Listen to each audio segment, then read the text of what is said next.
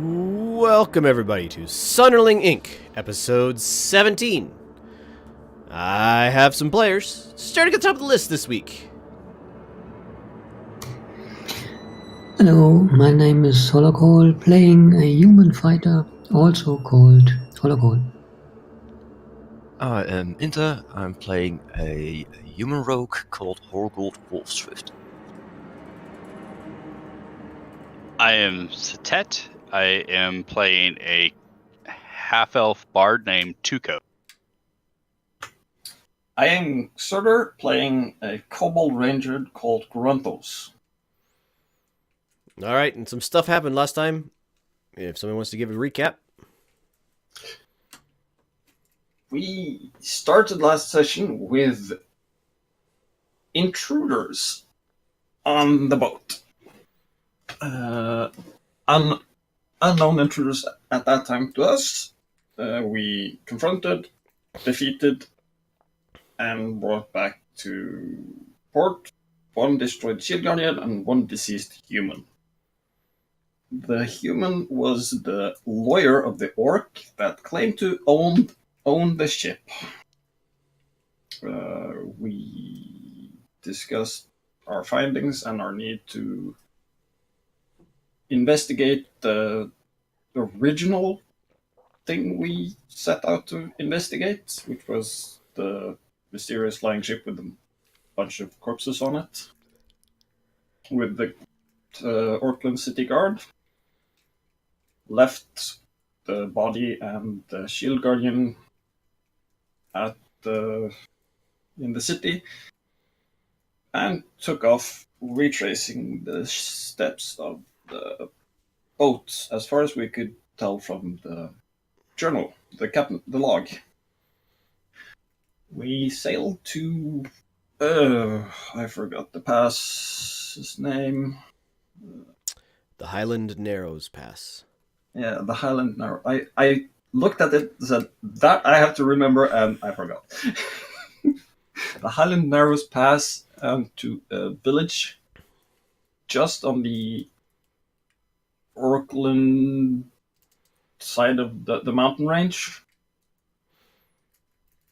And asked around for some information, just basically got confirmed that the flying boat was there a month and a half ago at that point. And stocked up some ourselves and started trying to figure out where the last entry in the log was. When we got there, Harlock went to inspect the barricade on the door in the lower hold we had put up, where there was fairing within the room, just in time to get us down so we could witness the last two nails in the board popping out and the beam dropping to the floor. And that is where we ended the session last time. Yep. Alright, so you guys are below decks. It is, I'll call it mid-afternoon, evening time. It is cold outside. You guys are, or outside of the ship, you're unprotected from the wind, so very biting, windy, cold. Inside the lower hold, it's not super cold, but it's not super, it's not like toasty warm either. And yes, as you guys watch the last couple of nails come out of the board slowly drifts down to the deck, and there is no evidence that a board, other than the nails around the floor and the board leaning against the door, there's no evidence that there was ever a board attached to the wall.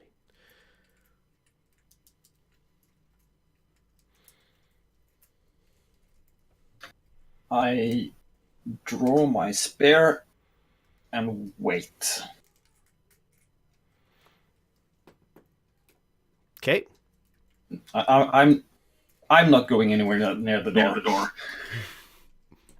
I hide and ready a short bow to fire it Okay. when something attacks us. I'm going to cast invisibility on myself. Okay. Concentration up to an hour. All right. You are invisible. Hulk has one use of his thing. I also ready my spear. Okay. So you guys tense up, get all ready to take action, and time passes. And some more time passes. And you've been down here for about a half an hour at this point, and there's silence from the other side of the door. There's the only thing you really hear is the sound of the ship creaking in the wind. Everybody give me a perception check.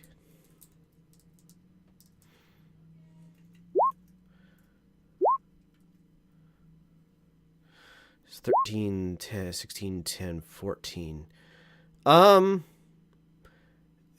You guys don't really notice anything other than the fact that it is getting progressively colder. As you guys, as the sun sets over the mountains to your southwest, yes, mountains to your west, the ship is dropped into shadow, and you can feel a very kind of cold, bitey sense to the air. Grunthos,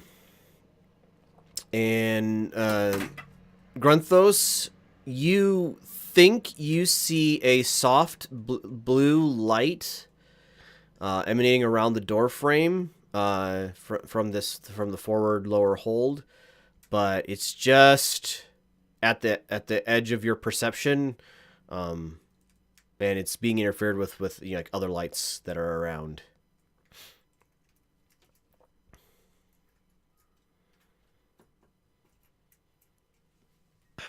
I'll use Mage Hand to open the door. Okay. The door, Tuco, from what I remember, your thing is set to not be triggered by your friends, right? Correct. All right. You open the door with Mage Hand. It swings out to, like, you swing it out towards you guys. And there is, now that the door's open, you all can see there is a faint blue light emanating from the forward room, and it probably just dropped 10 degrees in here. It went from unpleasantly cold in the lower deck to I should be wearing more layers.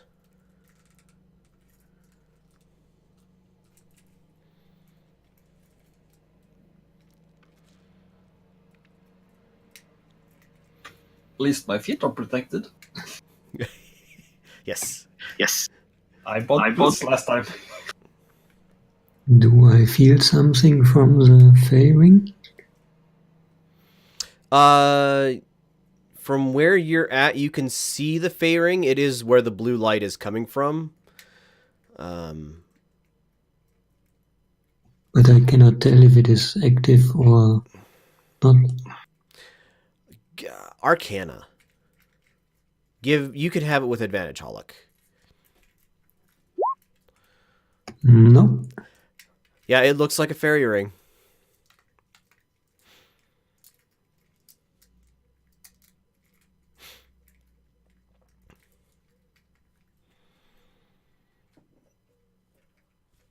Since I'm invisible, I'm gonna just kind of wander up closer to the fairy ring. All right. And look in. You walk into the front room, or into the front room. Because you're standing where, so the circle is here, so I moved you off of it since I don't think you want to stand on it. You walk in, and probably It's probably 5 degrees colder inside this room than it was out in the lower deck. You can see frost forming rapidly on the walls around you. You see your breath puff out from your mouth. Rather, you don't see that because you're invisible. You would see that if you weren't. Thank you. And yeah, the source of the cold seems to be the ring, and as you get close, you think you can hear a faint woman's chuckle, just ever so quietly in amusement, emanating Grunthos. from the ring. Grunthos, I think I hear your mom laughing. What's up with that?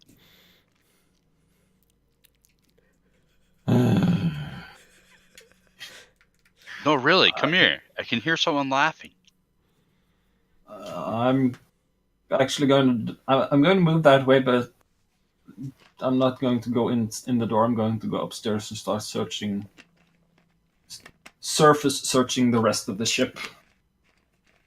Like just poking my head inside most of the doors. Okay, you search around. You don't see anything in particular. You do notice as you're looking out over the deck that like there's a storm coming.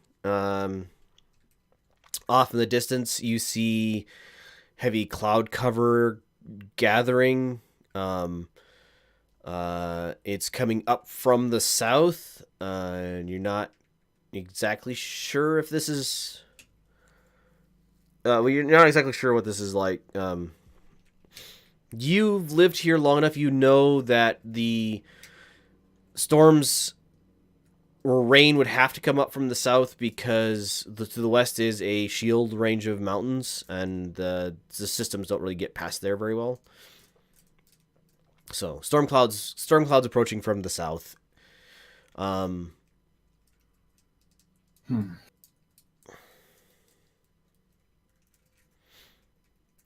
And it is full dark at the ship. There's definitely, like, the sun isn't completely down, but it's behind the mountain range at this point.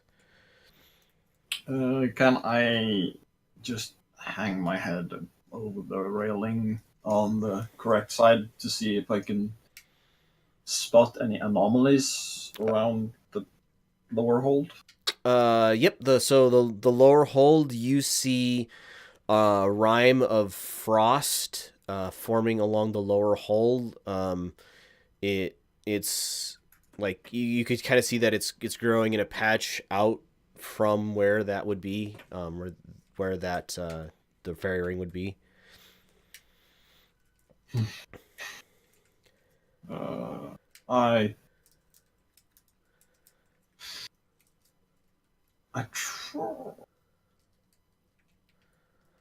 I'm going to run up and point the bow of the ship into the coming storm. Okay. Yep. Guessing as best I can at the wind direction. Nature or survival.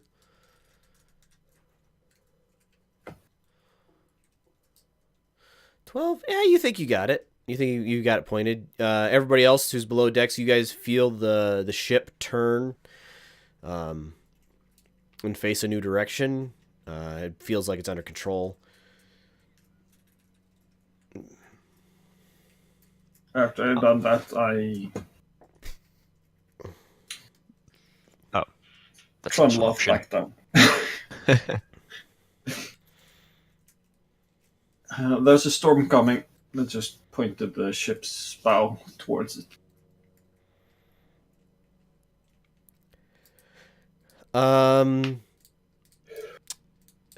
Tuco, give me a will save, please.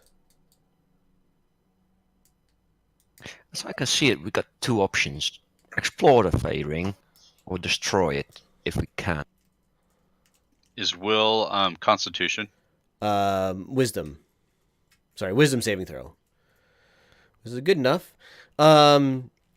You hear the voice that was chuckling call out to you, and you kind of get that sense in the back of your mind. Ooh, I really want to. No, I really don't want to step into this, or rather, touch the ring. Hey, guys, the ring is calling to me. Should we go in there? They may have cotton candy. No, no one. That does it. Granthos is nope. He's noping out. He's running in there, just waving the spear across, trying to break the circle. Give me a. Give me an Arcana check.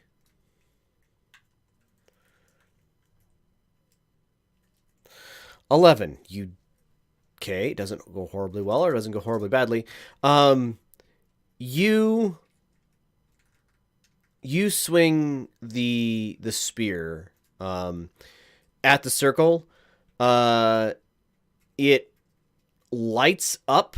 The spear lights up, and all four of you feel warmer than you had moments ago.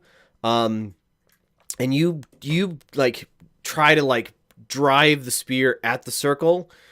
And you find that there's like this resistance to you actually touching it, like for characters like two magnets with the same pole pointing at each other. The harder you push, the closer your spear gets to the ring, the harder it pushes against you. And after a couple moments, your spear kind of skips down just short of the ring and buries itself into the wood of the deck. And there's a singe growing at the wood of the deck. But you guys are all warm now. Don't burn the ship, buddy. Everybody give me a perception check.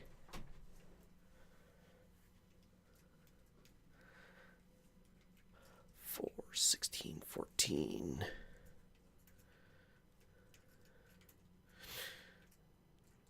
Missing Grunthos's. Nope. Or no, I'm not. No, not you. Just 15, 16. Okay, Tuco and Grunthos. You both blink a couple times, and you see a woman's shape slowly fading into, I guess you'd call it, existence inside of the ring. As you're looking at her, you see her hand resting on the head of a very large cat of some sort. Horgold and Hollick, you guys can see the woman's form. She looks to be made of darkness and mist, as far as you can tell. And you do not see the feline form with her. And she is again chuckling. Question. Is this Aurora? With you got a 15 on your perception check, she does not look the same. Although she is unearthly in her beauty, almost painful to look at.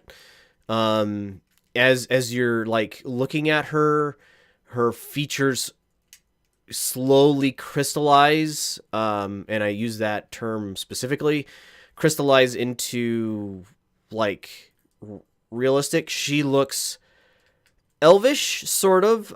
She looks like if you took all of the features of an elf and turned them all up to 11, extra long pointed ears, small but lithe figure. She's probably middle years, well into adulthood, but not yet old. And she looks at you, Grunthos. I'm going to move you here. She looks at you, Grunthos, and looks down at your spear. Says, "Now, child, there's no need for that." I pull try to pull it out of the floor. You're able to do so. There's a small And- ember left in the floor where the spear was. And point it at her.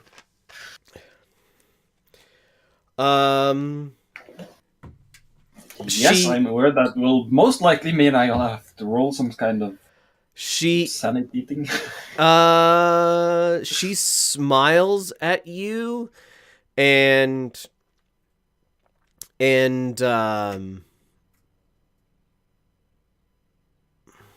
give me a. She like motions at your hand with one of her fingers. Give me a wisdom saving throw with advantage, please.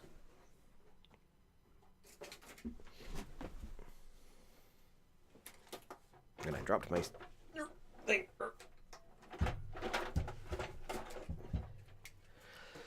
14?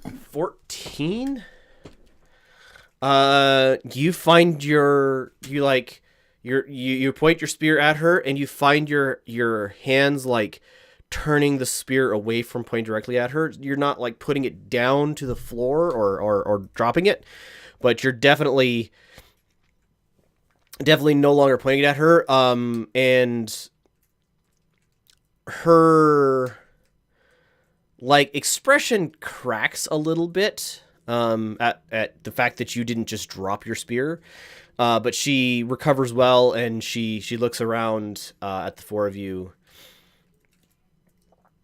Can she see me? Like, am I behind her? Actually, she needs to make a roll of that. Actually, you do not think that she sees you. She's like looking into the eyes of the other three. She does not seem to have seen you.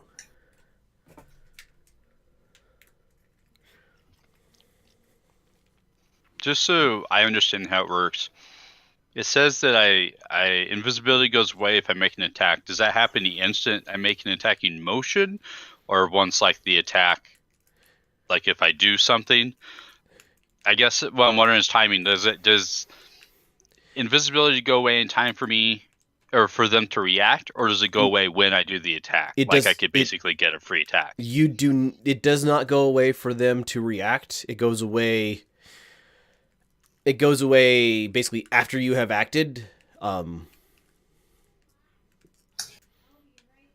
are visible at the conclusion of your attack. I would imagine it as you start swinging your weapon, and at the point of no return, where it is too late to stop the motion, you go visible. Right. Is what I envision the wording to mean. That seems correct. Thank you.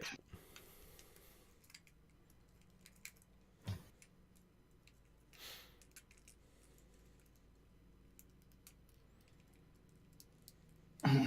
I am not doing anything right now. I'm just going to observe at this time to see because I don't really know what's going on with the crew yet, so she might be a friend. She's acting very friendly. For certain values of friendly. I'm going to just flat out ask, who are you? Why are you here? She smiles at you, young. She goes, "I am Mab, Queen of Light and Darkness, Mother Winter, and I am looking for a dragon."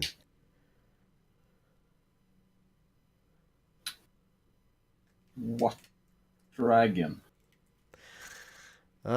She smiles at you, and says, what would she say to that? One that you have encountered before, and one that you have sought in the past. One that tried to give the gift of freedom to a city, and lost the battle, but perhaps won the war.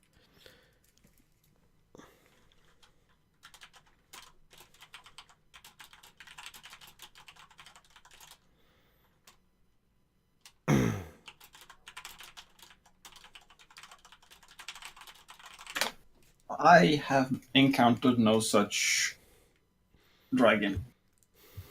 And I bare all my teeth.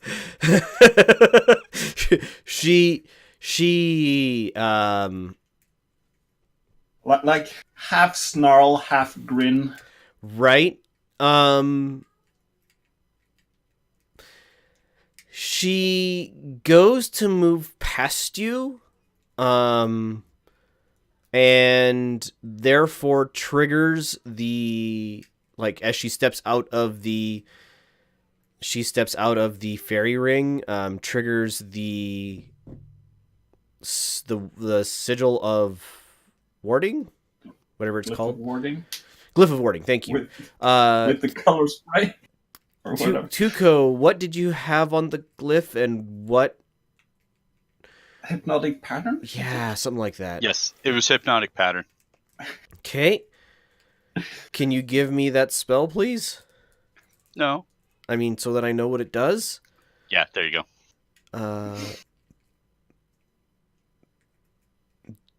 Each creature in the area who sees the pattern must... Okay. I think that's going to affect all of you as well. Okay, this is going to be funny then. Because it's a 30-foot cube. Yeah, everybody's affected by that, including her. And it'll last a full minute, because if it's on a glyph of warding, she gets to make a save. Okay, that's what happens. I actually really want all of us to fail. I think it'll be entertaining. All right, everybody give me your wisdom save, please. I failed. That's a fail. That's a fail. Tuco passes. And that's a fail. So, Tuco, you, of the 5 people here, you are the only one who is not currently fascinated by the swirling pattern. You knew what to expect, I think, more than anybody else, because it was your spell. So everybody is charmed. Creature is incapacitated and has a speed of 0. Spell ends for an affected character if it takes any damage or somebody else uses the action to shake the creature out of a stupor. All right, so you have a minute of acting where you're... Well, you can either shake people out of it, but you have a full minute. Can I slip by her to get to my compadres here? Yes, absolutely. She's standing... I should put her on the map, just in case this goes sideways. She is standing there. But yes, you can slip past her just fine.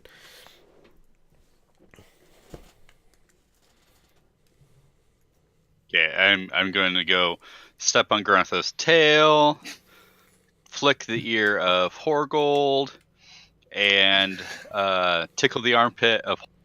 Okay, so that's 3... well, let's call it 2 actions, since Granthos could help you. So you guys have 8 rounds, essentially, of actions, if you want to go that specific, or you have 50 seconds. Okay, guys, what's the plan? We have her immobilized. Who is this lady? Do you know what's going on? I have no idea. I go scurrying off to find rope. Probably around some barrels around here. Anybody who has history? I think we know her because in our Aurora encounter the name map was used. Oh, right, you did. Aurora did comment on Mab in the past. Horgold, that's plenty. Tuco, you're a bard. Sure, that's probably enough to have heard the name before. Yeah, but I forget. 11, less so with you, and Hollick, even with advantage because of your knowledge of the Fae, does not get you enough. All right, so Horgold and Tuco, you both have heard of Mab. She is the queen of the Winter Court, as it's known, of the Unseelie Fae. They are the... So, your previous run-in with Aurora, Aurora is the princess, or but I guess you call it princess of the Summer Court, or she or Sealy Fae. There the Summer Court is the nice ones. The Unseelie are, I guess, horrors are closer to not necessarily evil, but definitely the Unseelie are where abominations or dark elves, or it's yeah. And The Unseelie Nightmare is Fuel. mob, or sorry, mob is his Unseelie, right? That's what you're saying? Mauve? Mab. Oh, Mab, M-A-B, yes. Mab is she called herself the Mother of Winter. She is the Queen of the Winter Court of Fae. With Gruntos is 21 frantically- Horgold, you know right now it is the middle of winter. This is the time of year where the Unseelie would be, or the Winter Court would be the strongest. Anyway, go ahead. Somebody was going to do something. I'm looking for rope. I want to tie her up. You find rope everywhere. Give me a something check. Dexterity, Survival to probably. make. Survival, sure.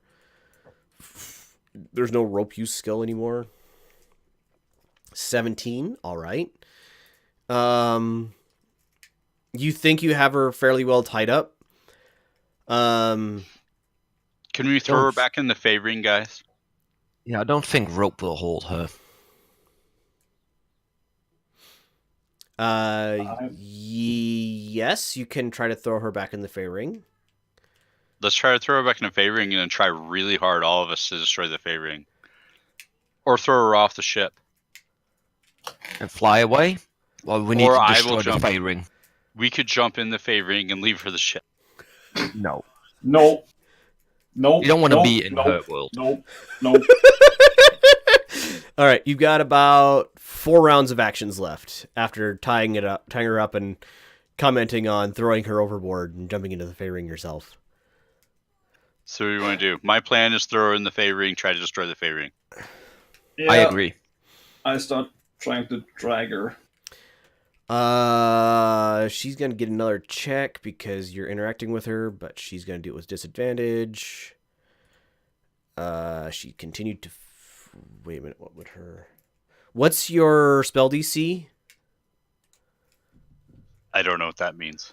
I think it's 15. On the spells page, it says spell save DC. Yeah. Yes, it's 15. So as you guys are trying to move her, she snaps back out of her reverie. And who here is touching her? I am. Okay, anybody else? Gruntho said he was. Yep. I was starting to pull her, so. Okay, so I'm not going down alone. I need you both to give me a reflex saving throw, please. Dexterity. Dexterity, yes, that's the right one. Oh, really? Oh, really? Good. So you guys take half. So you guys both take 6 points of frost. Actually, scratch that. Zerder, Grunthos, you take 0. Tuco, you take 6 points of frost damage, and the ropes behind her snap, and she's hisses at you all. Unhand me, knaves.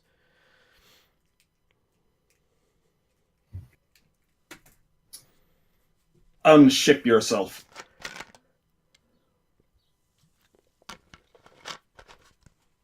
I try pointing the spear at her again.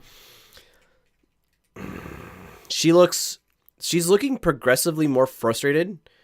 And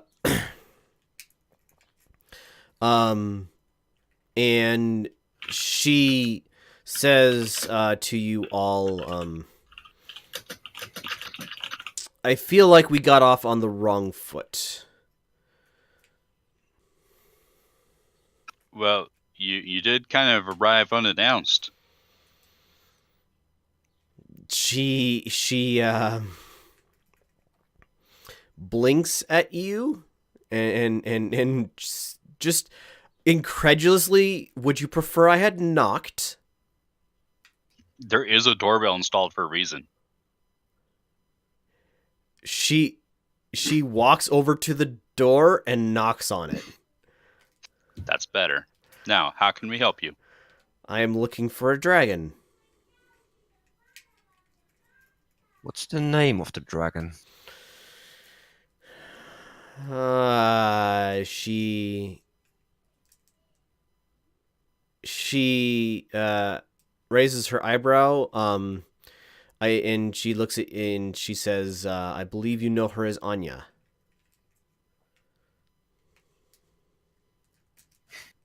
I'm going to look at the others with an eyebrow raised. Why do you expect to find Anya on this ship? Because this ship, this fairy ring was placed close to her some time ago as a place she had spent a significant enough amount of time near. How do I want to phrase that? She had spent a significant enough amount of time on this vessel to allow the Fey Ring to be placed here. We did not find any dragons here, and we are in possession of this ship for how long now? A month and a half? There are no dragons here. She looks significantly over at Grunthos. Well, I'm the only dragon here. Better. I bet Gruntos. You held the click of draconic teeth near your hand. Is your middle name Anya, Grunthos? No. The Mab chuckles at you. Very well. Did you had anything to do with the people on the ship disappearing and dying? She kind of cocks her head to the side and smiles. Not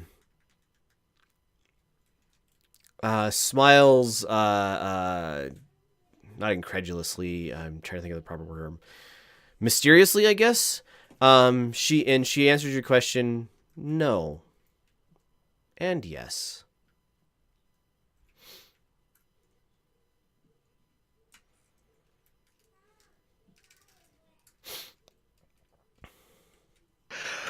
This is never gonna work. Mm-hmm. She Anyway. nods. That in fact does nothing to her. She watches you cast the spell, and you see the spell like not touch her in as much as it obviously does not affect the type of being that she is. She looks at all of you and smiles, and she kind of sniffs the air a little bit, and she smiles again. I tell you what, help me find whom I seek, and I will take the debt that you owe away from those you owe it. We don't owe any debt. Yeah, well, what do you guys owe? You didn't tell me about that when I joined the crew. She smiles. She smiles at you, Horgold, and at you, Grunthos. And she goes, "Oh, you think you do not? Some unicorns would be very interested to know that you do not plan on honoring your deal with them. Whoa, you guys know unicorns? We made a deal with unicorns? Oh boy.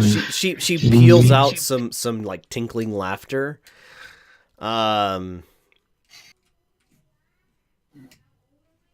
This is going to make a fantastic story, guys. You're going to have to tell me all about it later, and I'll make a song. Yep.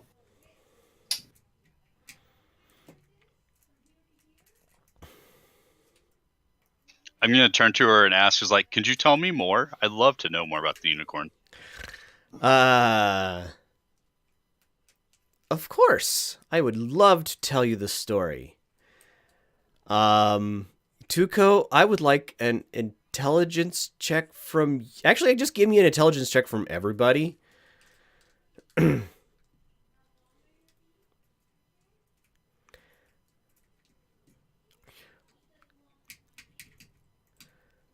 Right on point.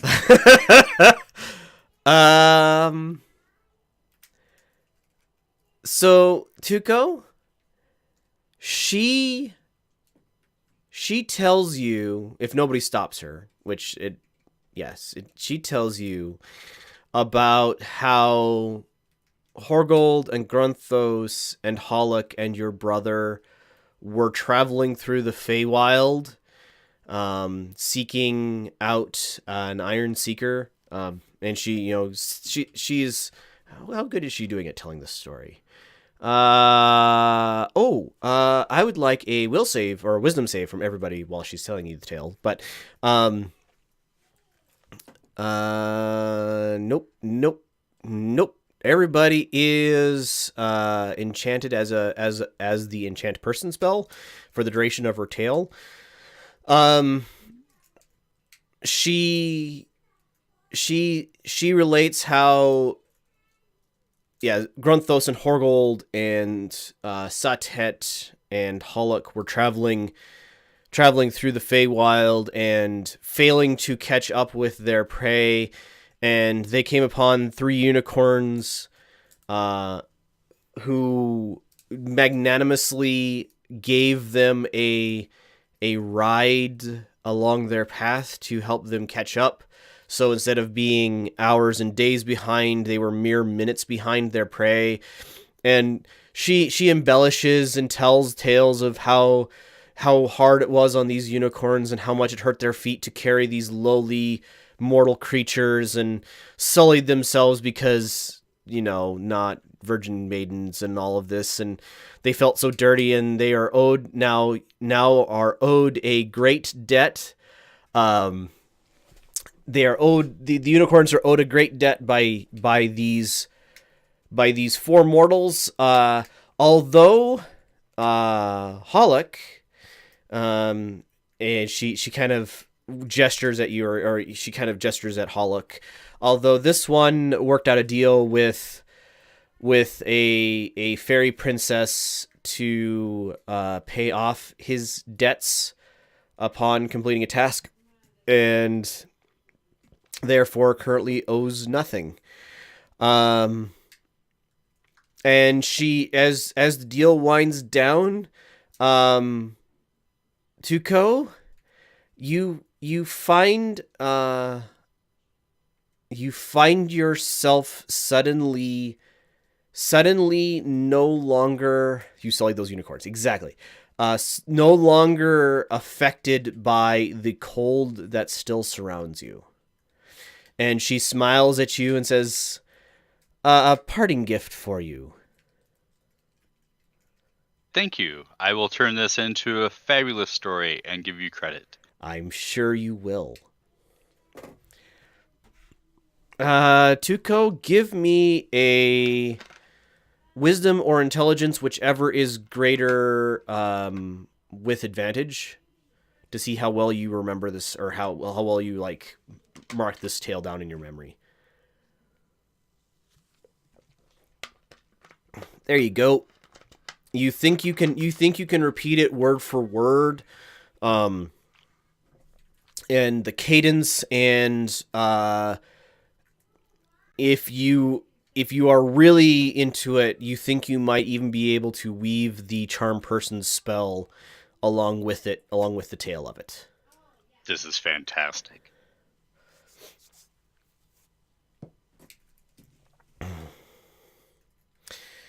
And then she smiles at you, and of course, as a payment for the tale that I told, I would appreciate help in tracking this dragon down. If it's half as exciting as unicorns, I'm in. No. Oh, come on. It's an adventure. Tuco, you feel a geese. Well, give me Arcana. No. Okay, I'm just gonna say I've been bit by a goose, no, and it doesn't feel good. No. Just no. What's a geese? I actually don't know. Okay, you don't know exactly. You feel compelled. You feel compelled to look for Anya. Come on, guys. This is going to be awesome. I joined you to have fun, have an adventure. Let's do it. Oh, wow. Okay. Write down on your character sheet, please, Crap. that you are under a geese of 9th level to track down and to track down Anya and deliver her to Mab. Geas is the name of the spell.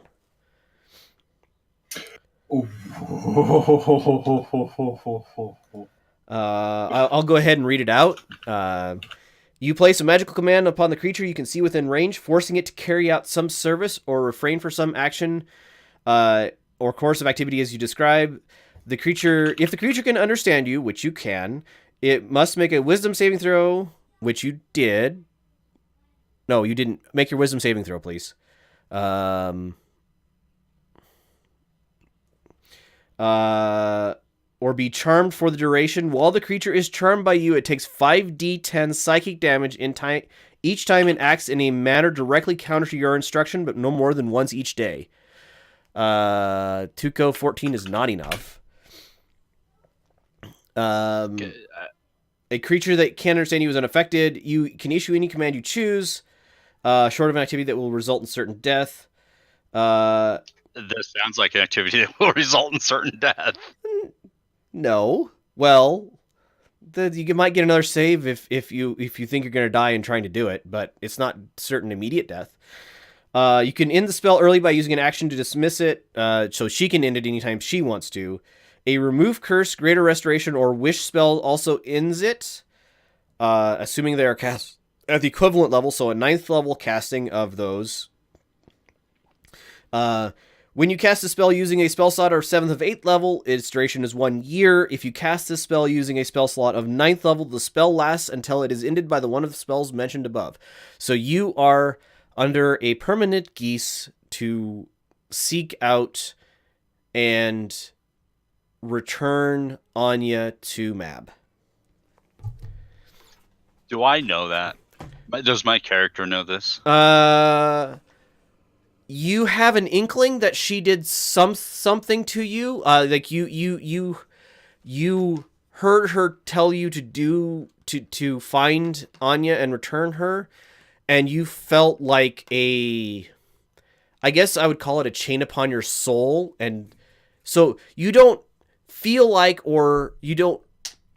It doesn't necessarily feel like a great idea or a horrible idea to you. You can feel about however you want. But you find yourself trying to, or rather, if you think about not doing what she says, your brain starts going, well, that's not a bad idea. And it's like, the more you think about not doing it, the more it hurts. And if you ever like declare something that is directly counter to doing that, then you take 5d10 psychic damage. Well, crud. Could So be you just are 5 damage. it could just be 5 damage. That's a true statement. She kind of gives out another peal of laughter, and looks at all of you and says, "I'll be waiting for any news." And she steps back through the portal, and the ship warms up 5 degrees. And as Grunthos still has his spear out, it's getting progressively warmer in here. Tuco, you can also write on your character sheet, you are no longer affected by cold. Well, that I would take in real life, too.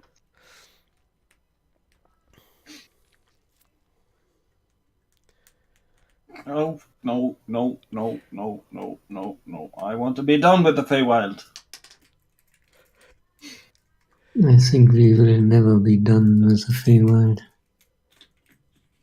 Rentos just start stomping his 50-pound weight around the ship. We're not smart enough for that. Every time we meddle with them, we catch on another hook. Not everything around the Feywild is bad. And I summon my owl on my shoulder. Everybody give me a reflex save, please.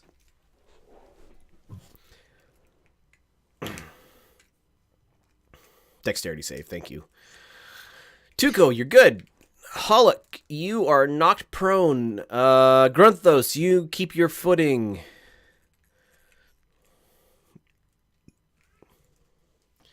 The ship bucks heavily as the storm front hits it. So the nose raises up and then drops down and then rises up again. Horgle, you're good. Saving throw not checked. Yeah, it's dexterity saving throw. I don't know if it's different for anybody, but anyway, so Hollock alone is knocked butt over tea kettle. Everybody else manages to retain their feet, and the ship is now shuddering and bucking wildly in the wind. They're just like the wind is whistling through the rigging overhead. The intensity of the fairy ring has grown. It's like now a deep cerulean blue glow.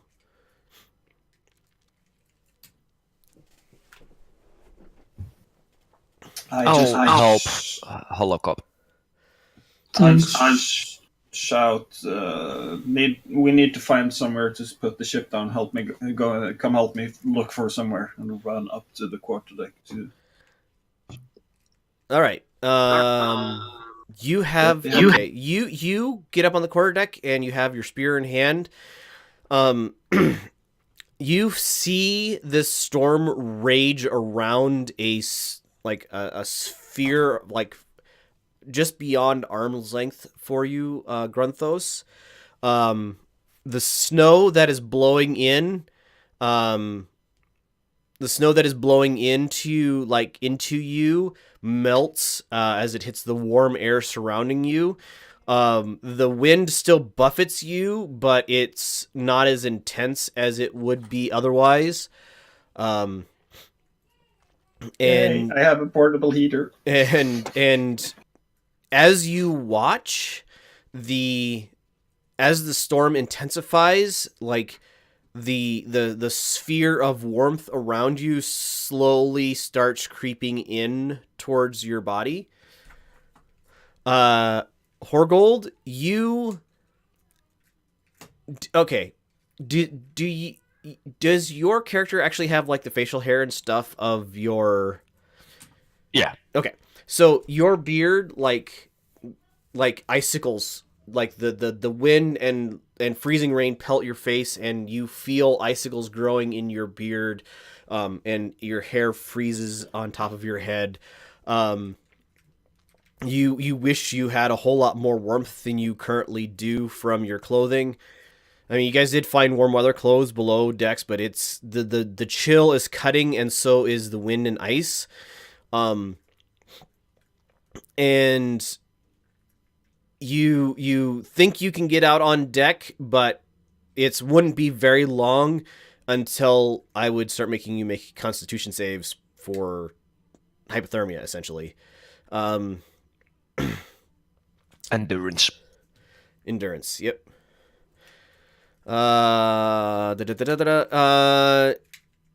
Hollock, you get a positive response from your spear. It is awake and available. Can I ask it questions and it will answer them, or It seems willing. then I ask it if it can do anything about the wind? Was it right?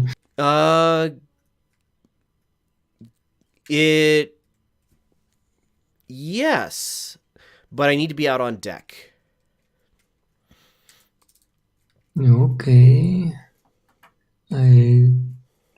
Do we have clothes here that are warm clothes? Warmer clothes? Yes, you than do the have ones I- warmer clothes. It's yeah, you have warmer clothes here, but they're not like heavy winter furs. It's like, thick lined jackets and that sort of thing. Just open the porch or the door and throw it out on the top and leave it. Looks like that. I'm missing the word. I close myself as warm as I can without hindering my abilities to move. Yep. and make my way up to the top deck. All right. Give me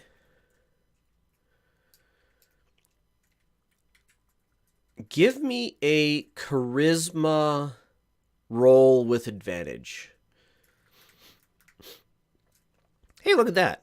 So as You handsome man. yeah, as you get out on deck, Hollock, the wind noticeably calms around the ship, and it goes from this sideways freezing rainstorm, snowstorm that you guys are currently in, to a, like, it's still freezing raining, but the wind, it's like coming down from the top now. You can see the impact of like snowflakes and raindrops hit just outside of kind of a sphere of the ship, and then they slow down and they fall naturally. You see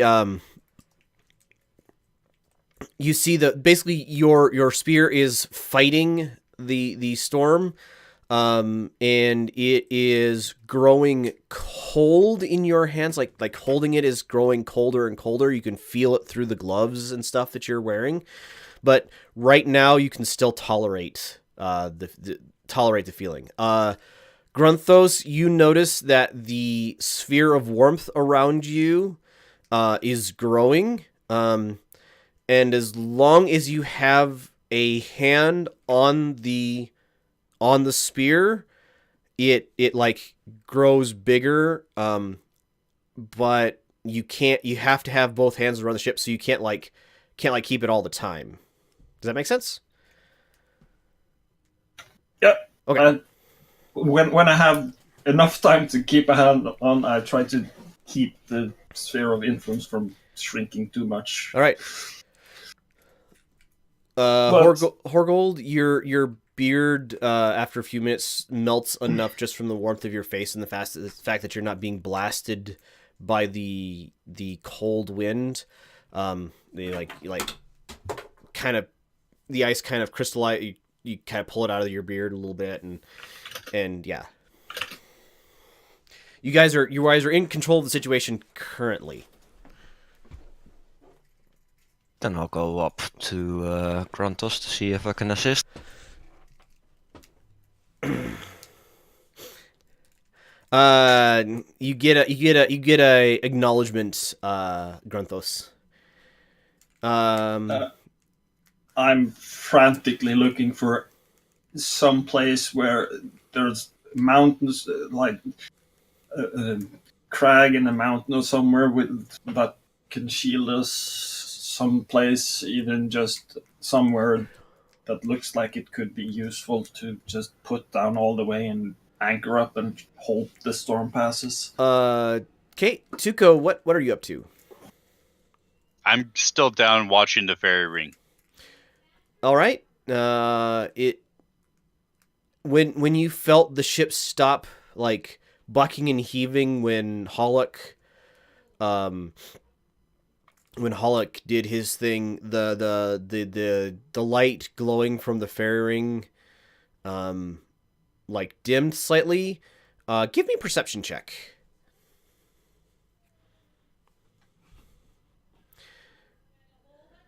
There is some sort of misty form beyond. You can kind of see see into the fairy ring and beyond it if you squint just right. And there's some sort of, you're not sure if it's a person or a creature or what it is on the other side of the ring, moving, like pacing back and forth, moving around. You're not exactly sure what's going on the other side. As the storm calms a little bit, that form becomes less clear. Okay, Grunthos, you were trying to find a place to put down. Visibility is ever so bad. It is dark, and you are unfamiliar with this terrain. Give me a perception check with disadvantage. Horgold, since you're up there helping, you can do it as well. Hollock, you're pretty much concentrating on trying to keep the wind at bay. I'm telling for Grantos let's try for the Highland Narrow Pass. Let's try to get past the mountains there. That was days back, I think. That's days away. Okay. I think so. Yeah, okay. No problem. I think that's either 3 or 6 days, you said at the tail end of the last session. Yeah. I think 3. 3 sounds correct. 3 days of travel in my notes from the small village to where the lock ends. How long was it, you said? 4 days, I noted. 4 days, okay. So yeah, that's basically right at the narrowest pass. From the village, the pass was away from the village. Yeah. Huh? With a 10 and a 12, you guys are not seeing anything at the altitude that you're currently at.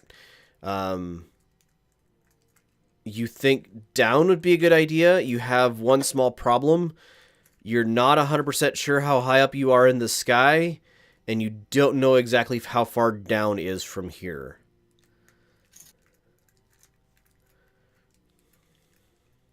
Could we ride above the storm? Would the spear be able to provide us with breathing air if we go above the clouds? I gotta look something up. That's something you absolutely can try. I need to look up.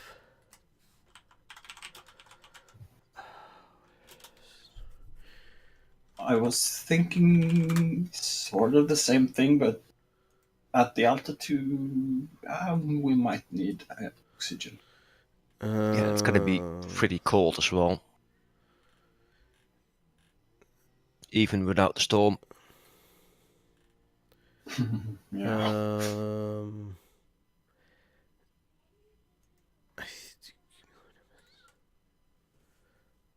Yeah, other thing we can do is try to keep one hanging, almost hanging off the edge, and shouting to stop when we're getting close to the ground. That is awesome. Uh, We do- could- do- do- do- do- okay. What is the plan? I think I figured out how high up the clouds would be. Gruntos is our captain. We could use something heavy on a rope, and when the rope gets less taut, we are close, maybe? How long is the chain for the anchor? The chain for the anchor is I would guess a couple of probably hundred. 300 feet long, although none of you are sailors. Never mind. It's about 300 feet long. Okay, that's fair. Okay. Again, sorry, I was looking something up. What was the plan? I'm starting to formulate a plan to make basically a depthing tool. Drop anchor about 150 feet. Go slow-ish down until slack appears in the chain. Ah, you're taking soundings with the anchor chain. Yeah. Okay. Yes, I'm aware that the anchor is going to pelt off in the wind, but drop it far enough, it should buy some warning, Sure. maybe. You can't control the anchor from the control station, and you're going to need to be there. I'm going to say that's in this sort of weather. That's probably two of you. So, Hollick is busy with his spear. Probably Horgold and Tuco. If you want to put this plan into action, you guys are gonna have to work the anchor. Sorry, you cut out there. Oh, it's probably gonna take two of you to work the anchor like Grunthos wants. He can't do it from his control station. So and Hollick is busy concentrating on his spear to keep it going. So it would be up to you and Horgold. Sure. I just start airing ideas and saying that if we get something far enough below, we can have an early warning system for the ground, or at least something hard to avoid. I will wander up a deck and you guys can fill me in and be like, sure. I'll probably tell Horgold to go find you. Yeah. All right. So the chain or the anchor is up here on the forecastle or forecastle. A forecastle. There we go. Forecastle is what it is.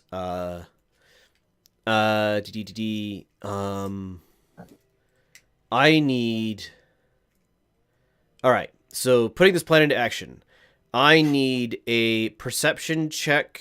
It would be a disadvantage, but you guys are using help, so that would be advantage, except that it would be you guys are at straight rolls between Horgold and Tuco running the anchor. So perception checks with just straight rolls. I need another charisma check from Hollock, and I need also a charisma check from Grunthos. And we'll see how this goes. Goes Saving swimmingly. or straight charisma? What's that? Saving throw or straight charisma? Straight charisma. What's the No. check we need to make? Perception. Neither advantage nor disadvantage. Oh, good. All right. So you guys start. Okay. You guys start lowering the ship towards the ground. Horgold, you notice the ground approaching you. You're like figure out how far down it is. It's probably at this point 100 feet down, maybe 150 feet down. You can see it below you. And about the time you call out, "Hey, I can see the ground," the ship heaves and it gets really cold and really dark as both Grunthos and Hollock lose their control over what their spear is doing. So Yeah, I won't yell out stuff. I will use message to Yep. make sure stuff gets along. all right. So now every roll has disadvantage because Hollock failed his charisma check as well. I need everybody to make a dexterity saving throw or be knocked prone. DC 15 is correct. So 1, 2 passes. Hollock, you're knocked down. And Horgold, you're Nope. knocked down. No, I'm not. I'm gonna use my ring of evasion. Okay. That lets you re-roll a dexterity save? No, just Just passes? succeed. Just succeed? All right. You do that. Hollock, you are knocked prone. I need the deck is heaving. I need another dexterity save from you, please. Oh, you're good. You managed to latch onto the mast next to you, and not get flung from the ship, which is really good because you're having trouble talking to your spear right now. It seems real tired. That's why you were there? Yeah.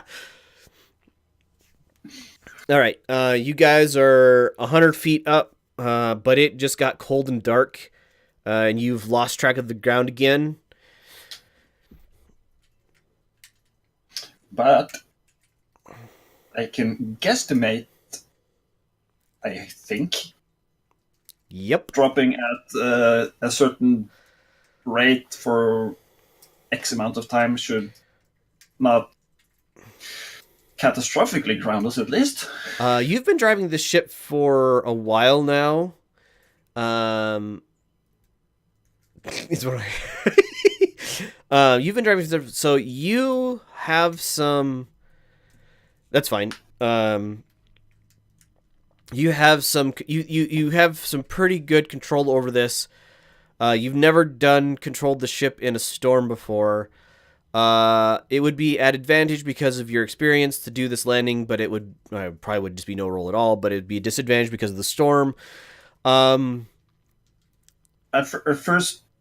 first point of action is reducing the altitude from 100 feet to, say, 20, 30, Right. or thereabouts. I tell you what, we're going to have a extended action, I think they're called, or something like that.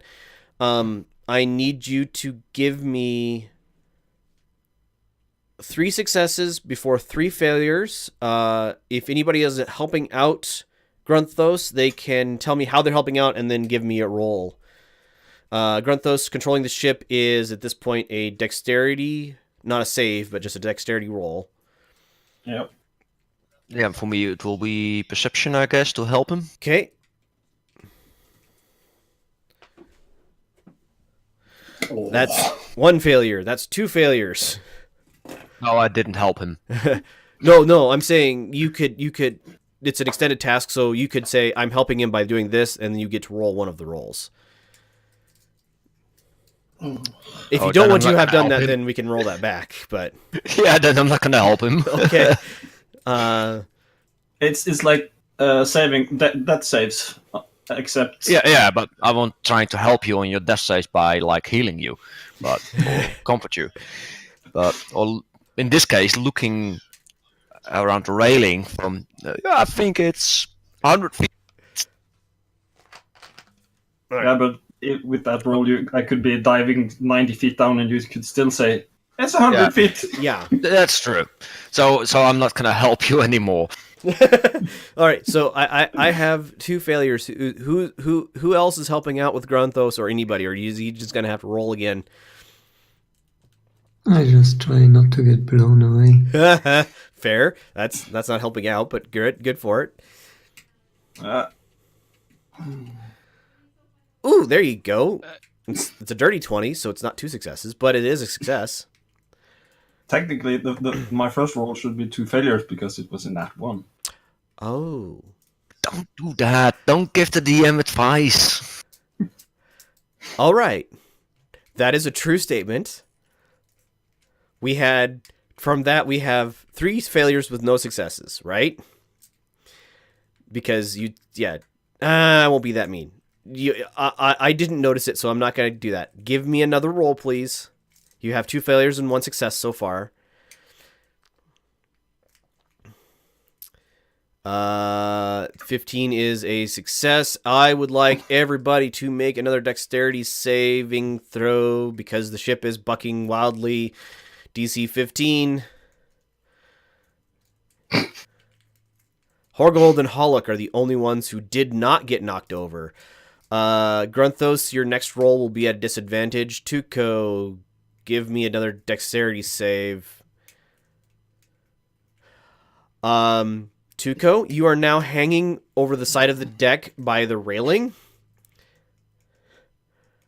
That's fun. I would suggest getting back on board. Just a little bit. How can I see the ground from where I'm at? The perception check. No. Question as You can't. All right, what? I can, as a bonus action, I can dash. Yep. Can I help Tuco? Yep. I will try help him to All get right. on board. Tuco, strength check with advantage because Horgold is helping you.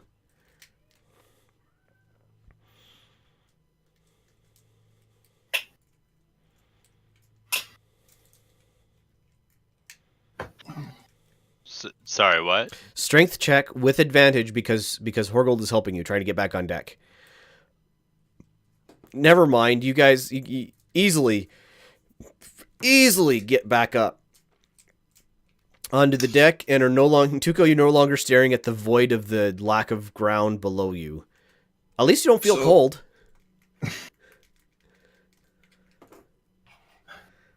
I have probably one more check to do at a disadvantage.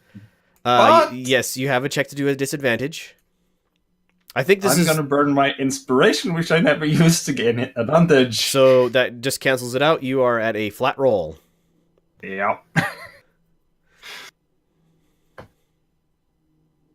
Nope. All right. So describe to me what happens when you plow this thing into the ground way harder than you were intending to.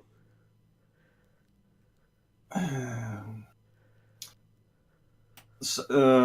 think Satet posted a GIF on my water landing Oh yeah. Yeah? where it's basically a clip from where the ship salvage yards in third world countries, where they just ram the ships up the shore, just plows. It's almost like that, except downward angle. Okay. So the ship is not necessarily full speed, but slightly faster than is safe in these winds because wind. And the bow just dunks full 5 feet into the ground. Just makes a nice keel-formed crater. All right. So everybody is flung forward. I need you all to make a dexterity save to let me know, not if you take damage or not, how much damage you're taking. You're going to take, if you succeed at a DC 15, it is half of... That was the wrong roll. D10s, that many. Half of 21 if you succeed. If you fail, it is all of that. Use the ring again. All right, so you only take 11 points then, or 10 points. Hulk is a failure. You take 21. I want to use my bard skilly of tumbling, Okay. and I take half damage. Okay. So take half. So those of you taking half take 10. Those of you who take full take 21. And the ship shudders as it impacts, and you guys hear like cracking and breaking wood, and you see the stays that are holding the rigging up start snapping. I need somebody to roll a save for the ship.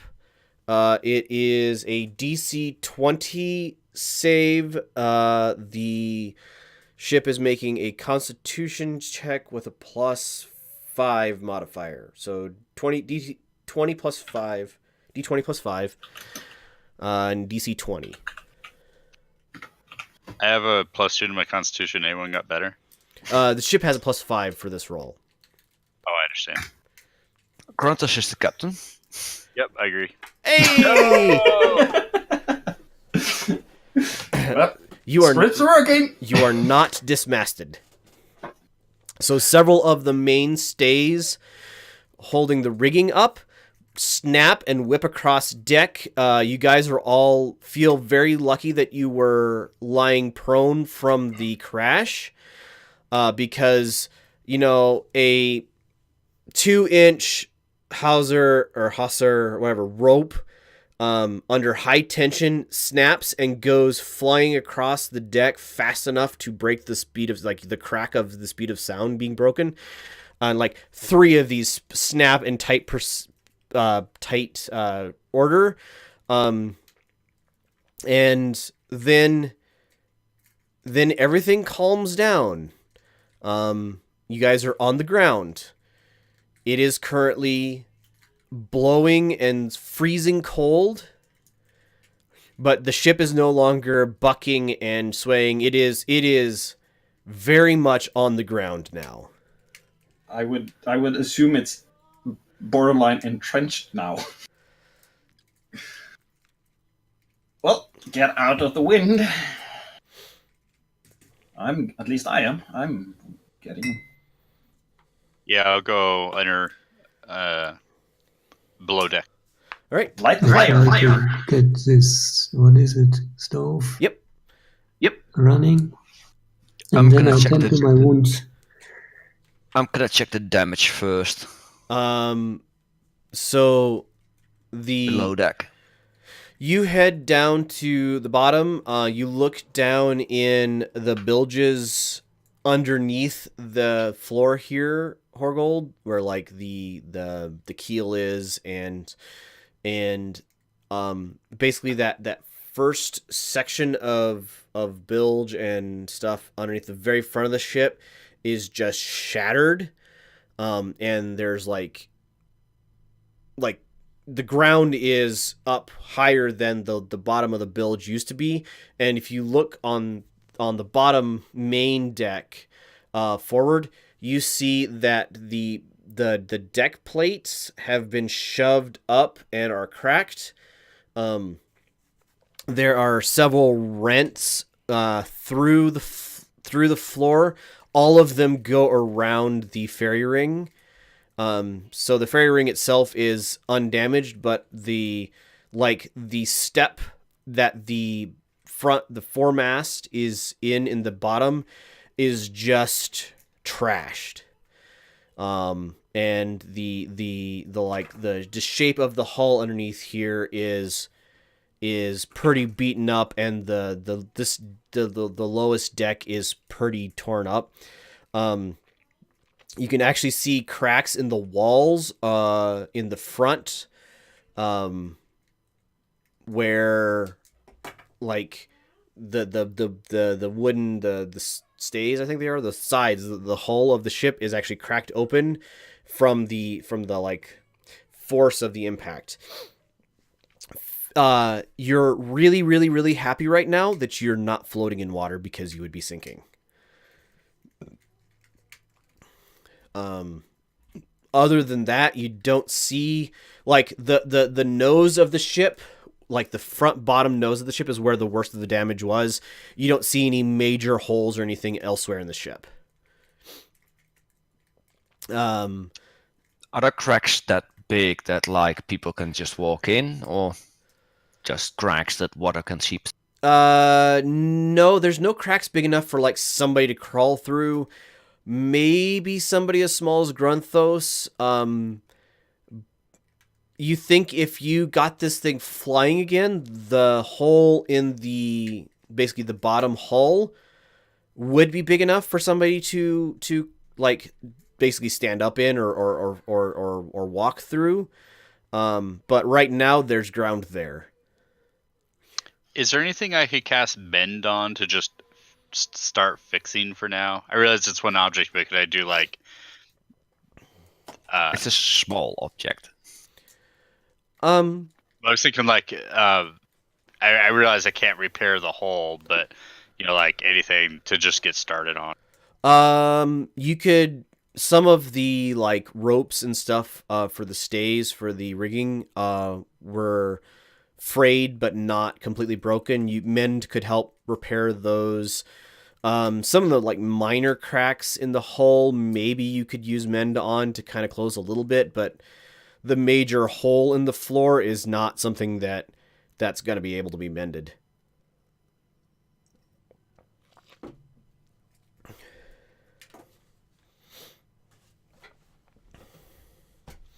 But yeah, you can definitely do some minor repairs.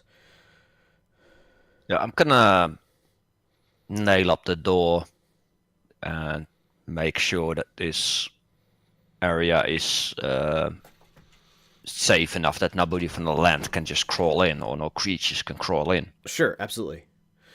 And I'm gonna place alarm. All right. Hollick, you are able to get a fire going in the in the mess, essentially, is what this place is. And it's surprising how small of a fire actually helps warm the room up. You guys hear sleet and snow peeling against the hull of the ship. And you can like, you think some of the damage transpired to possibly above this, because after a while you see like water melting from higher up on the ship, kind of leaking down to here. But this place is not pleasantly warm, but definitely no longer cold.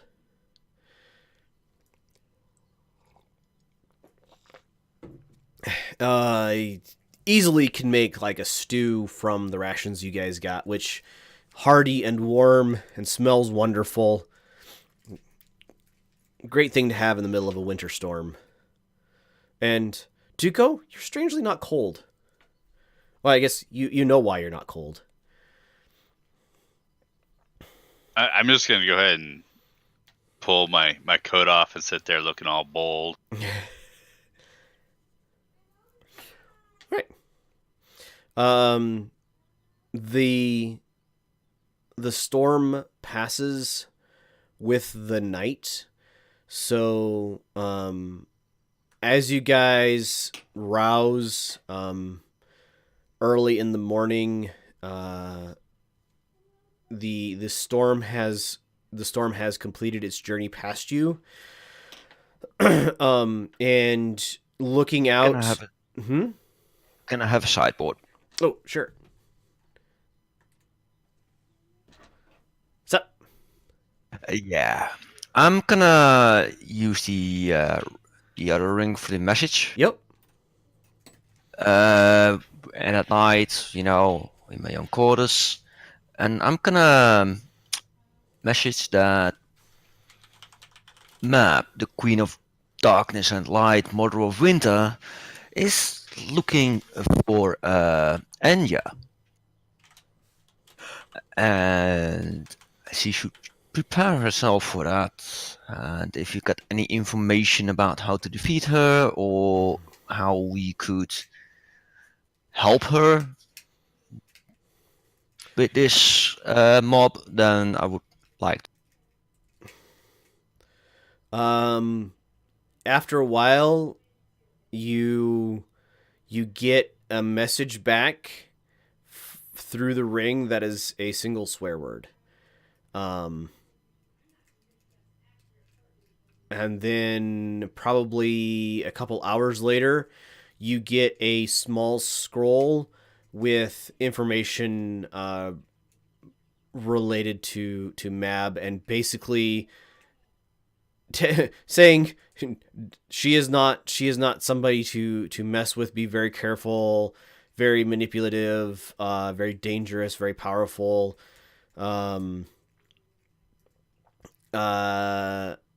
Magda is worried that if you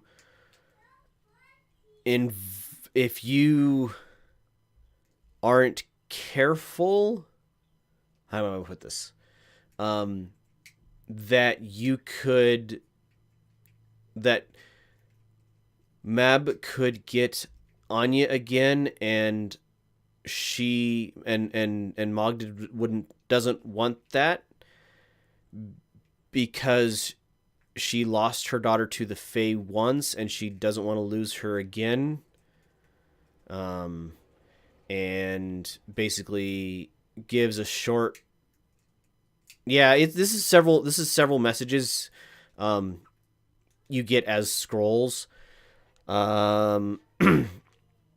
Basically outlining the fact that Anya got to the Fae and basically came back changed, and a lot of her actions since have been because of that, her mother thinks.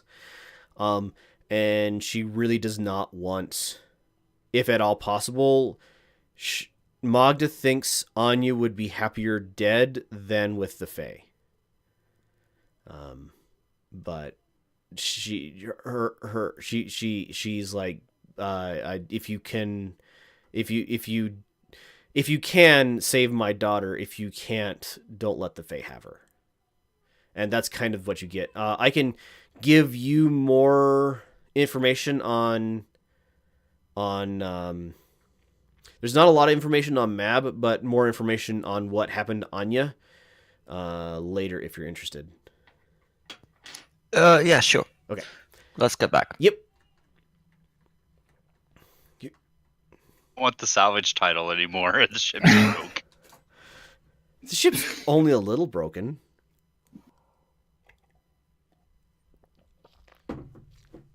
Okay, the ship's only a lot broken. During the night. Yes. Yeah. So it is the next morning.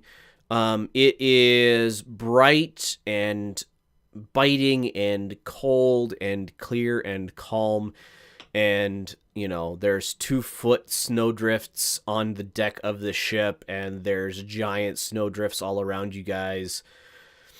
Which means only a head shows of Rantos. No, actually, only the ears. I'm 2'2". Well, first thing I want to do is try to fight my way to the controls. All right, you are able to get to the controls. I'm not gonna ask the spear for help, but just dig with whatever tools I can find. Yeah, you can find tools to help dig you out. You dig out the controls. There's a couple of them that look like they were broken in the crash. Long rest. Look up the rules for a long rest. I think it might be all of them, but I'm not 100% sure.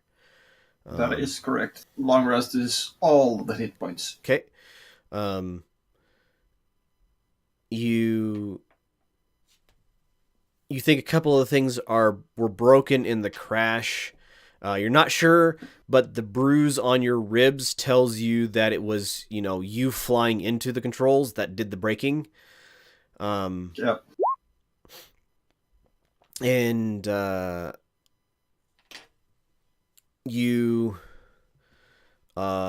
you think probably a day or two, and all the controls will be fixed. You have no idea what it's going to take to fix the hull. Yep. I'm not worrying about the hull. I want to get the controls fixed at least enough so I can function test the ship. Basically, just try to shift the ship a couple of inches each direction. All right. And yes, I know that will take a lot of precision. So I'm gonna go with the ship has 150 hit points. The crash into the ground last night took probably 50 of them. And flying the ship in this state will damage it further. But you can try to get it, unburied. And I would like you to give me your dexterity roll to try to control the ship.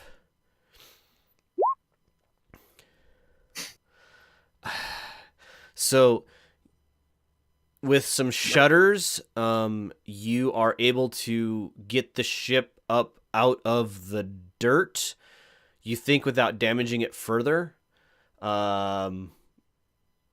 So you managed to get the ship. It is now floating probably a foot. The bottom of its keel is probably a foot off of the ground, or a foot off of the snowbanks, I should say. And the thing is creaking pretty heavily from the fact that several of the main lines for the rigging are busted, and will need repair before, basically, flying in this state, or flying is like, the ship can do it, but it is damaging like the rigging and stuff because it's unbalanced, because it doesn't have all of its stays. And there are several giant chunks of hull that were still in the ground when you pulled up. Someone want to go down there and grab those? I'm more interested in knowing if the Fey ring actually stayed with us, or if that was one of the parts that was left behind. It appears that the Fey ring is still here. It has, like, in the light of day. Well, let's start below decks, but there's a very faint blue glow from it now. It's gone almost completely out.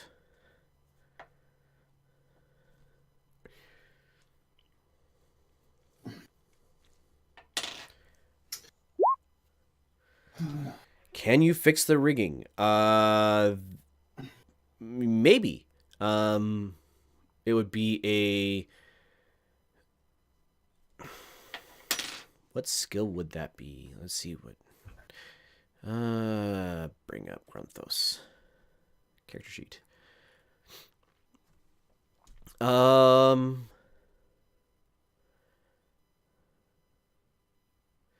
So braiding the rigging, I'm going to say, is a survival roll, because you're basically rebraiding ropes.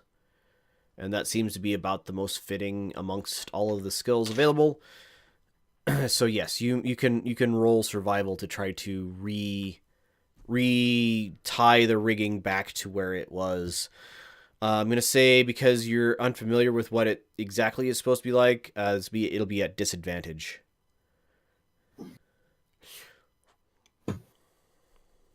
Yeah.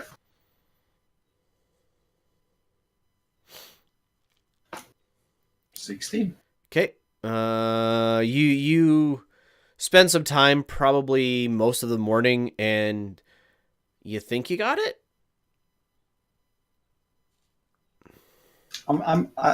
Personally, I'm not looking for perfect. Yes. I'm looking for stable enough to get us to someone Absolutely, to fix. Hulk. You can help out. In fact, you probably want to, because Grunthos probably isn't strong enough. I mean, you have to like pull the rigging over a little bit, and then reconnect the ropes up, and then let the tension off of those things, and mend. Yep, that will help a little bit. Definitely helps hold things together while you're rebraiding the cables. So go ahead, and anybody who's trying to help Grunthos do this, give me a survival with disadvantage roll as well.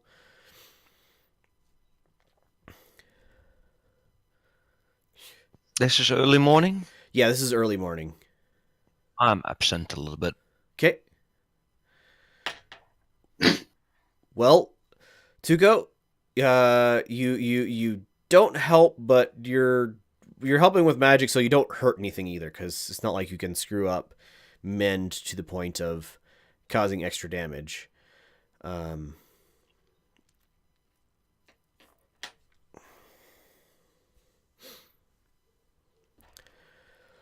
But you think you've got the rigging stable. You're gonna want to take this, like, Nice. it's not gonna fly apart unless you're in a storm again, by just flying it.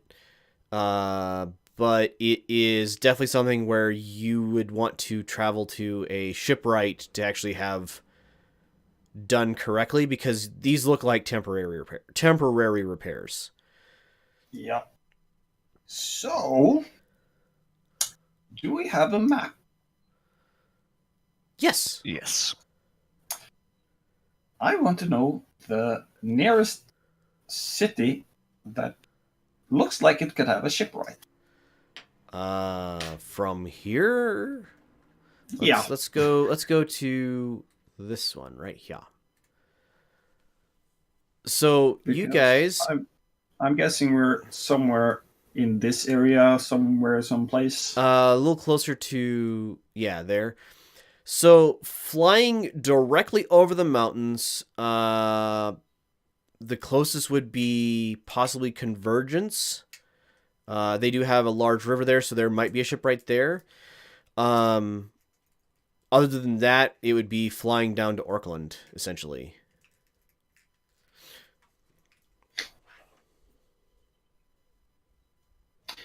Do we want to risk going to Convergence and not then getting the ship taken away? Because that's apparently where some of the people that previously owned it are. Where are based. you conveying this?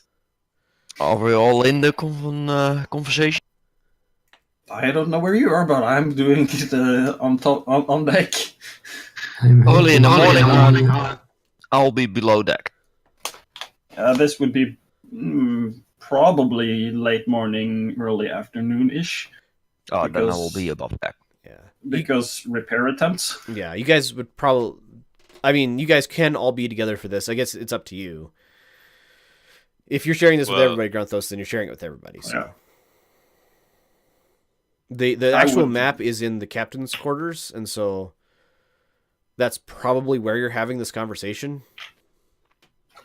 Yeah. Well, Anya is over by Convergence, correct? Or Cash. Or Katuk. You guys... But we know she's not in Orkland.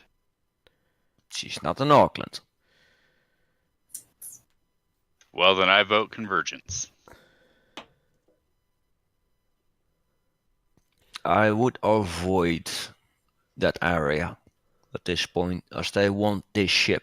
Pira Fazlo would be a little further away and would also likely have shipwrights since it's another major city on a major river. And it still looks like it's marginally closer than Auckland. Yeah, marginally closer than Auckland. However, there's the whole issue of, do we go over the mountains or through the pass? No, we're gonna use the pass.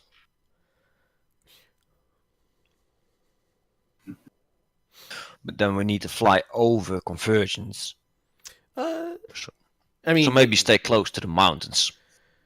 you wouldn't actually have to fly over Convergence. You can fly. You're in a flying boat. Yeah, Or that. that also works. Is that the plan? I think I like Intertooth's line because it keeps us away from major roads. All right. Is that really the shortest way? If we fly this wiggly line, it's like we could directly fly to Auckland with that length, I think. Yeah, that path would be about the same. It's a little closer. Pirascaslo still looks like it might be. You don't have to fly that exact path. That's like you at that range. You're leaving like hundreds of miles between you and Convergence. So you could shorten that. Cut in here. Could cut freehand. There we go. Could draw. Yeah, something like that. Yeah, I vote at least to go to Pirascaslo and just try to steer mostly clear of Convergence. Okay. Yeah, make sure that we're not getting spotted by big cities. Well, except down where we can land. And I guess they know about this ship as well. And Auckland knows about the ship as well. You do know that the ship, when it's flying, like it has the ability to basically put a cloud underneath it, so it's not super visible from the ground. If somebody knew what they're looking for, like the owners of the ship in Convergence, they could see it, but it just a random like townie looking up in the sky would see a cloud. That gradually got closer. But and we closer needed and to closer. repair, so Right. So go ahead and draw back on the map the plan you're taking. You guys are currently right about there. So I'm torn between Auckland and that one. So I'll leave it up to the captain. technically, I'm just a helmsman. All right. And I'm going to make an assumption that you are taking this very easy. Yeah, I'm not going 120. I'm going like 40. Right. So going like 40, that's about it's about a month of travel. I'd say you're probably about I'll put it this way. So that path is about a month of flight. Flying basically directly to Auckland, it'd probably be about 5 weeks at the same speed. I'm going to ask two things from you during this flight. I want somebody to make a navigation roll to make sure that you go where you want per week. And I want somebody to make a DC, probably the state the ship is in, probably DC 15 piloting roll to see if you do anything that damages the ship further on the way per week. So what's the base roll for those? Like Grant us a pilot. Yeah, so piloting is a dexterity roll. basically how And navigation is an intelligence roll. Intelligence based skill. Well, I learned the how do you call Oh, it? yep. You got that. So that's that. So you can roll it with advantage. I will do that then. and I'm basically the pilot. Well, you set the thing up. So it's 4 weeks of travel. So let's go ahead and roll for week 1. Give me your navigation first. DC probably 10 intelligence check with advantage. You got an 11, so you succeeded in navigating to you're now somewhere in the pass. So give me your piloting roll, please, Grunthos. Is this with advantage or no? No. No. It's DC 15. No. So you beat a 10. So roll 1d10 damage to the ship.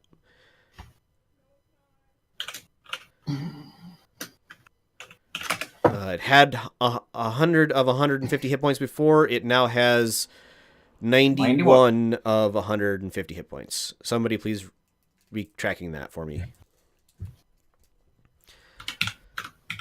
All right. That was week 1 of flight. You guys have plenty of food. Do you mind if I just kind of fast forward through this a little bit, or do you have any plans for this flight? No, my mind is Okay. constantly on trying to just keep this shit together. And daily checks on the fairing. All right. As Probably have my oil just sitting out, watching for, I don't know, enemies. Okay, you're not spotting anything. All right, week 2.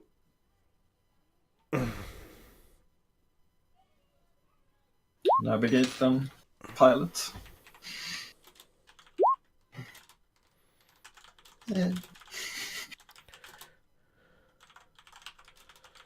All right, so yep, you succeeded on your intelligence check and your dexterity check. So no damage, and you stayed on course. So week 3, you guys are. So that was week 1. Week 2, you were ending somewhere around there. Week 3, you'll end somewhere around there. You notice as you come out of the pass and are on the and are on the like western side of the mountains, it's significantly warmer. And basically you can feel like there's definitely a sense of the oceans affecting the weather. So it's not as cold, it's not as nasty, whatever. All right, so week 3 is a failure of both. All right, so you beat a 10. So it is, you guys got turned around for a week somehow. Give me 1d10 damage to the ship, Grunthos. So 7 more. Puts us at 84.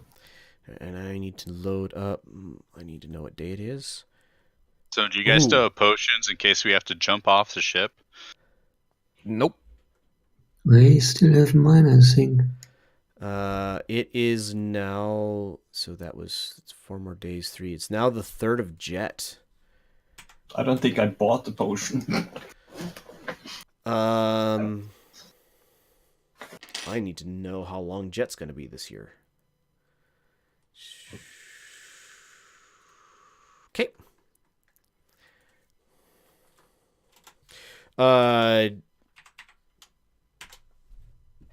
So it is currently the 3rd of Jet.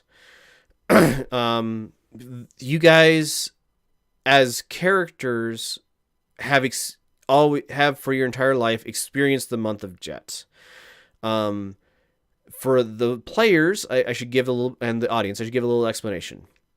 So the 28th of Pearl is the day before the spring equinox. The 1st of Emerald is the day of the spring equinox. There is an entire month. It's sometimes as short as 5 days, and sometimes as long as 28 days of jet, where the equinox gets no closer to happening than it was on the 28th of Pearl. In general, you notice the weather getting progressively less good every day of jet. Like the air gets colder. It's more stormy weather.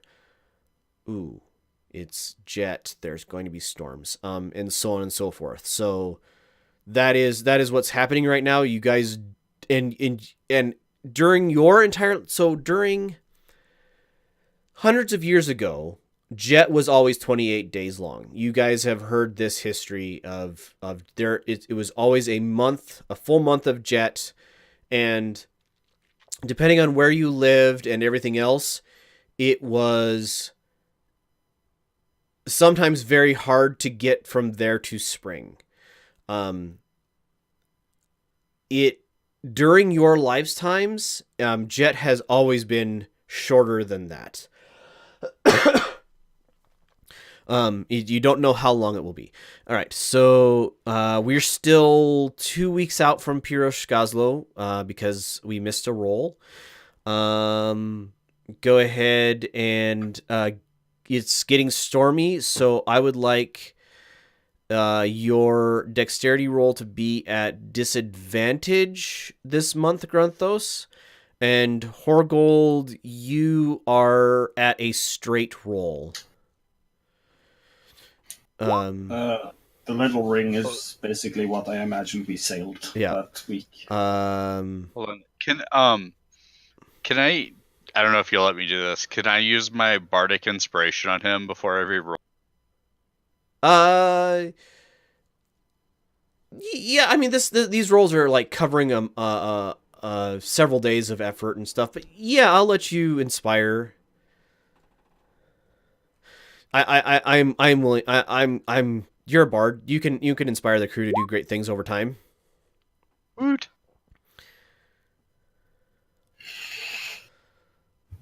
That put me to a 7.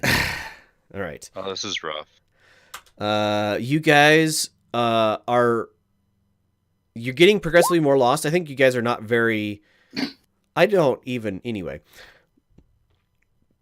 You guys can see. You guys have gone. You're sensing that you've gone too far south because you are getting over forested land, which shouldn't be there. All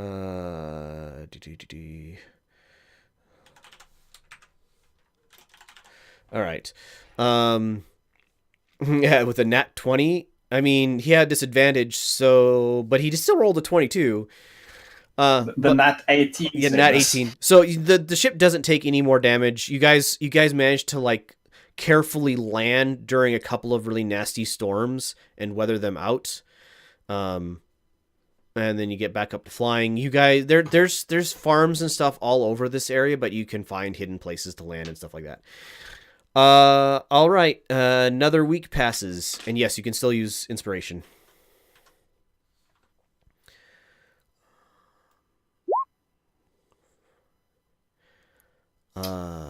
There you go. I think you should make us accidentally land in Convergence if we keep failing that.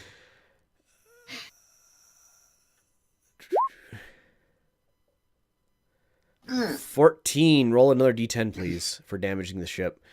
So it is now the 3rd of Emerald.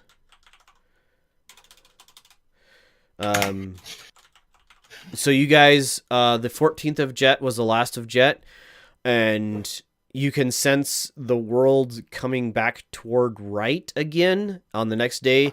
And you have all lived long enough to recognize that it is now the 1st of spring. the fairy ring has gone from a very faint blue to a very faint green. Does that mean it's spring? It is spring. No, I mean, does the fairy ring match blue for winter, green for spring? It seems to. That's awesome. It's the 3rd of General. You guys think you're about a week out of Pirosh Gazlo. At this point, you found the river. Give me it. It'll be a DC 5 Horgold, and you have your advantage. Grunthos, it's same roll for you. You no longer jet, so it's no longer at disadvantage.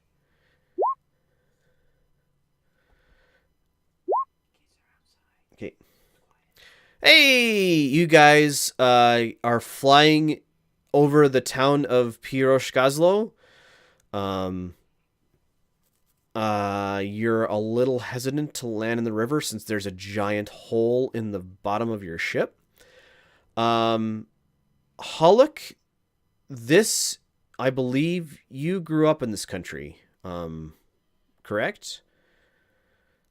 If this is Gosan, then yes. Yes, you this is Gosan. So you were in the army, so you are familiar with Pirosh Gazlo. You haven't been to town in many years, but this place is familiar to you. You know its sights and places, and even from your flying overhead, you can even like recognize some of the temples and businesses from when you were last here. And we will go ahead and end it there with you guys flying precariously over the city. So I would like to thank everybody for watching who has been watching. I'd like to thank my players for joining in.